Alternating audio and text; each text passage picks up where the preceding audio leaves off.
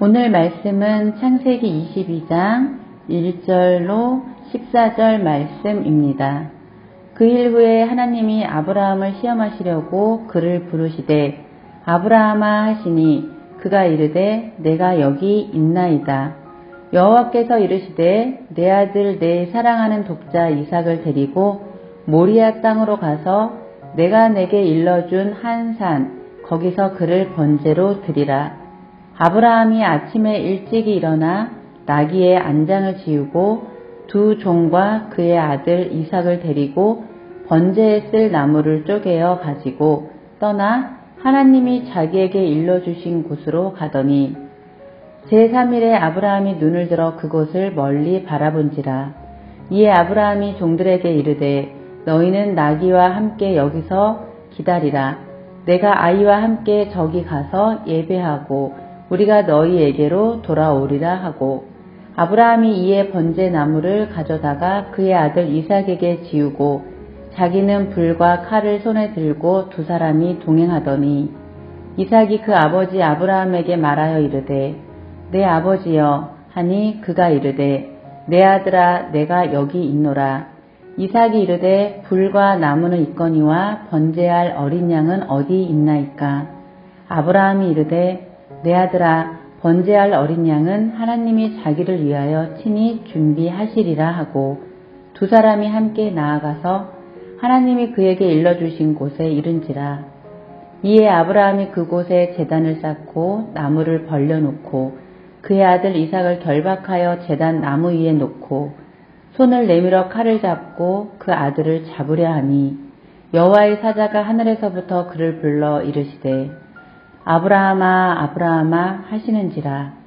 아브라함이 이르되 내가 여기 있나이다 하매 사자가 이르시되 그 아이에게 내 손을 대지 말라.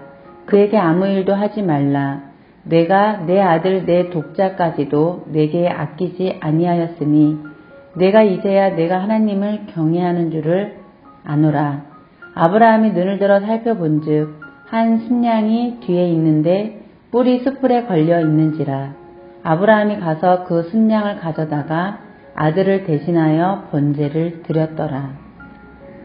아브라함이 그 땅 이름을 여호와 이레라 하였으므로 오늘날까지 사람들이 이르기를 여호와의 산에서 준비되리라 하더라. 아멘. 이 아브라함 나이 100세에 얻은 아들 이삭. 하나님은 그 아들을 바치라고 하십니다. 우리 속담에 병 주고 약 준다는 말이 있는데 마치 그런 것처럼 보이죠? 하나님은 왜 어렵게 이삭을 주시고서는 그 아들을 바치라고 하실까요? 하나님은 아브라함의 믿음을 요구하십니다. 이 믿음은 내게 있는 것이 어디에서부터 왔는가 하는 것을 아는 지식이며 또한 나의 중심에 가장 사랑하는 존재가 누구여야만 하는가 라는 질문의 대답, 이것이 우리의 믿음입니다. 하나님은 아브라함의 믿음을 보시기를 원하십니다. 이삭이라고 하는 존재를 하나님은 이렇게 정의하십니다. 2절, 내 사랑하는 독자 이삭. 아브라함은 이삭을 사랑했습니다. 물론 부모는 모든 자녀를 사랑하고 10손가락 깨물어 안 아픈 손가락이 어디 있겠습니까? 많은 이삭은 좀 더 다를 수 있죠. 하나밖에 없는 자녀이고 그것도 없을 줄 알았는데 나이 100세에 얻은 자녀입니다. 어찌 사랑하지 않을 수 있겠습니까?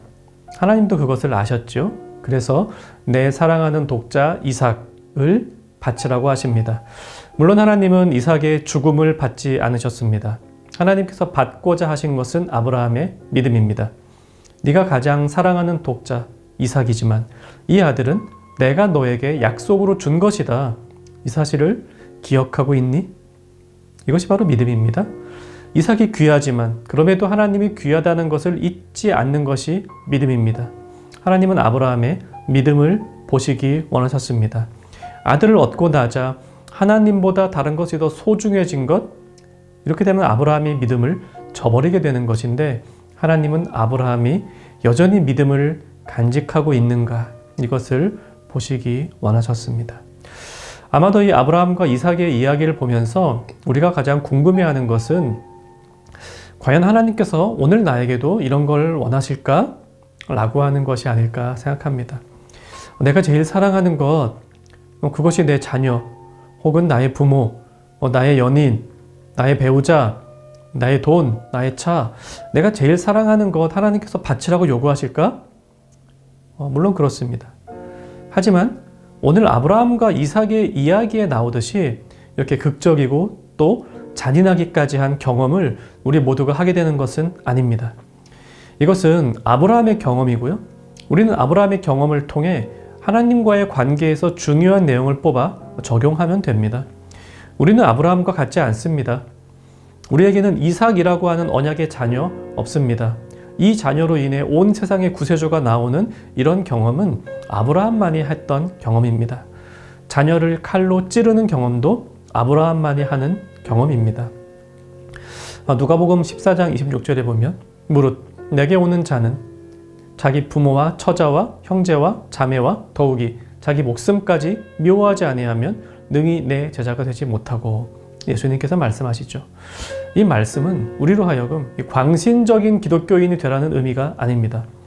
예수님 믿으려면 부모 미워해야 된다, 형제 버려야 된다, 자기 자신을 증오해야 된다, 아닙니다.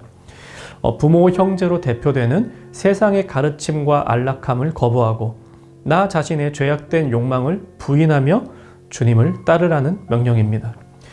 교회 다니는 것을 반대하는 부모가 있다. 기독교인들이 그 부모님을 미워해야 할까요? 아니죠. 오히려 그 부모님을 위하여 기도하고 그분이 변화되도록 애써야죠. 다만 그 부모가 전해준 세상적인 가치관은 이제 그리스도인이 되면 벗어버려야 한다라고 하는 명령입니다. 오늘 본문에서도 우리에게 자녀를 바치라고 명령하시는 하나님, 우리가 가진 돈을 다 갖다 바치라는 하나님, 이런 식으로 믿음을 오해해서는 안 됩니다. 하나님은 우리가 가장 사랑하는 분이 하나님이 되기를 원하십니다. 그리고 사실은 우리가 살 수 있는 길은 오직 그거밖에 없습니다. 하나님이 아닌 다른 것을 더 사랑하는 것을 우상숭배라고 하죠. 우상숭배를 하면서 구원받은 백성으로 살아갈 수는 없습니다. 우리가 살 수 있는 유일한 길은 하나님을 가장 사랑하고 그분만을 섬기는 것입니다. 그러니 사실 이삭을 바쳐라, 너의 가장 사랑하는 것을 바쳐라 명령하신 하나님은 우리를 구원하시고자 찾아오신 구원의 하나님이십니다. 가장 사랑하는 것을 하나님께 드리고자 하는 아브라함의 믿음 이야기 어떻게 끝나죠? 여호와 이레 라고 하는 아브라함의 고백으로 끝이 납니다. 여호와 이레, 하나님께서 준비하신다는 뜻인데요. 문자적인 의미로는 하나님께서 보고 계신다라는 의미입니다.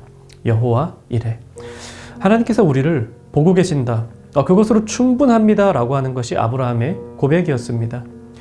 그분이 나를 보고 계심으로 그분은 나에게 해를 주지 아니하신다는 믿음, 비록 상황이 이해되지 않고 내 뜻대로 흘러가지 않아도 그분이 나를 보고 계시기에 반드시 나를 선한 길로 인도하실 것이라는 믿음, 이것이 아브라함의 믿음이고 오늘 우리에게 요구되는 믿음입니다. 말씀 생각하며 우리 같이 기도합시다. 내가 가장 사랑하는 분이 삼위일체 하나님이 되게 하옵소서. 이렇게 기도하시고요. 또 항상 하나님께서 나를 보고 계심을 믿으며 이 험한 인생도 평안하게 걷게 하옵소서. 오늘 하루도 많은 위기가 우리에게 찾아올 수 있습니다. 하지만 하나님은 우리를 보고 계십니다. 그 사실이 오늘도 우리 청년가족의 삶을 평안하게 만들어줄 것입니다.